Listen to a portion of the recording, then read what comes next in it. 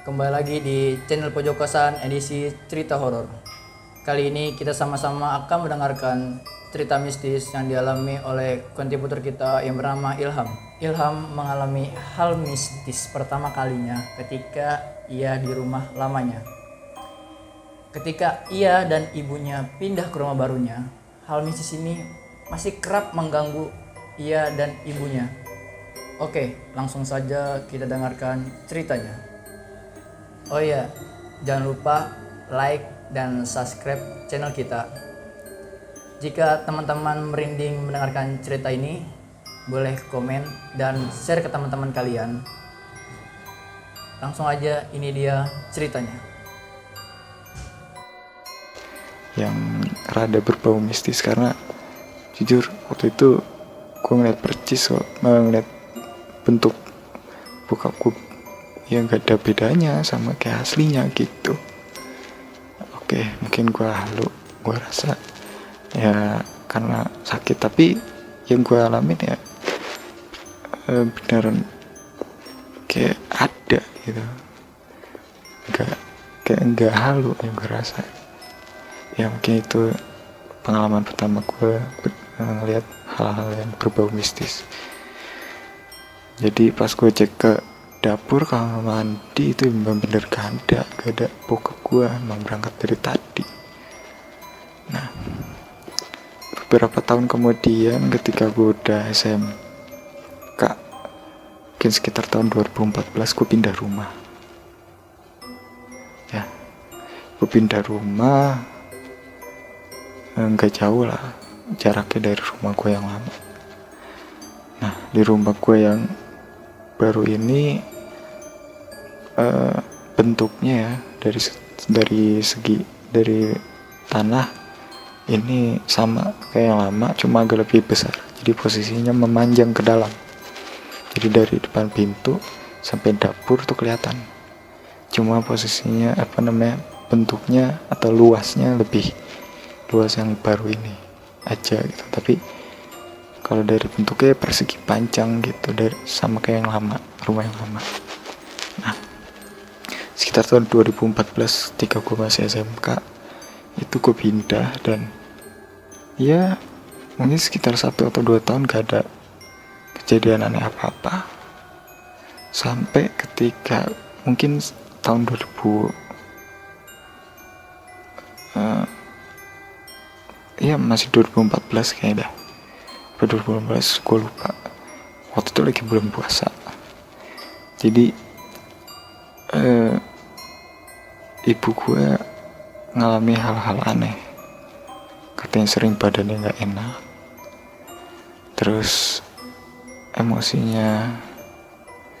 Nah, oh iya, sebelum itu kejadian sebelum ibu gue ngerasain hal yang gak enak, awalnya ibu gue pergi ke tempat kerja bapak gue di daerah Jakarta juga sih, masih di Jakarta juga.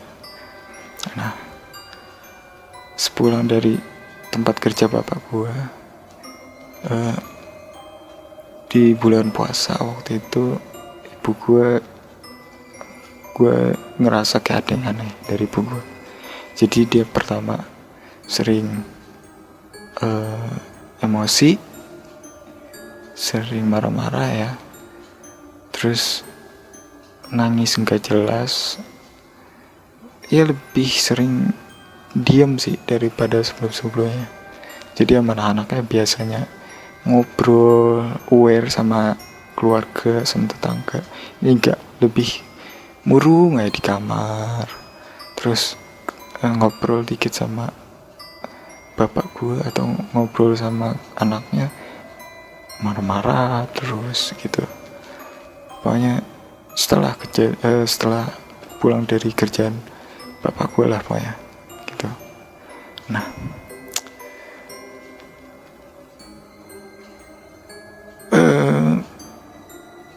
beberapa hari kemudian, waktu itu mungkin sekitar sore ya, jadi sebelum buka puasa, di situ ibu gue di dapur kondisinya, dan ya kayak kayak sebelum-sebelumnya. Enggak, jadi siangnya itu biasa kayak sebelum-sebelumnya, jadi nangis dulu. Habis sholat atau lagi bengong lah dikit nangis. Gue mikirnya mungkin nih ibuku lagi keinget ibunya kali ya, keinget nyokapnya, keinget nenek gue gitu. Biasanya kalau keinget nenek gue juga nangis, habis itu ntar juga berhenti lagi gitu. Jadi biasa aja gitu. Nah pas sore, pas mau buka, dia masak terus sambil nyuci piring. Nah disitu emosi tuh, gak tau gak jelas gak ada apa, tiba-tiba kayak banting banting bareng-bareng yang dicuci sama dia, panci, piring semua. Pokoknya kondisi chaos lah di dapur. Terus ya bokap gue nenangin, ada apa gitu. Udah. Nah di situ gue sempet ke distract juga. Jadi gue sempet kesel. Maksudnya kalau emangnya capek atau apa, biar anaknya aja, gak usah dilanjutin kerjanya gitu.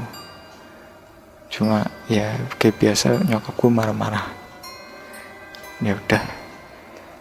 Nah setelah ditenangin di kamar sama bokap gue sama bapak gue, nah di situ ibu gue diem seketika, terus tiba-tiba nangis, sedih, nangis mulu.